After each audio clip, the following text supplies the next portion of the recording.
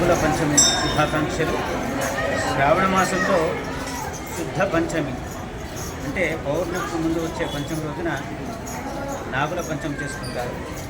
నాగదేవతను అర్చించిన, నాగదేవత పూజ చేసిన, ఆ నాగదేవత ఆశీస్సులు కలిగి చక్కటి సంతానం కలుగుతుంది. తర్వాత ఆ సంతానం ఆరోగ్యవంతంగా ఉంటుంది. అలాంటి శక్తి నాగదేవత ఉంటుంది.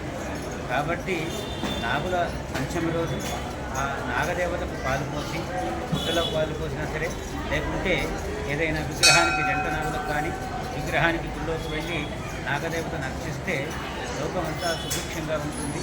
అందరూ కూడా ఆయు, ఆరోగ్యము, ఐశ్వర్యము, సంపద, కీర్తులతో క్షేమంగా ఉంటారు.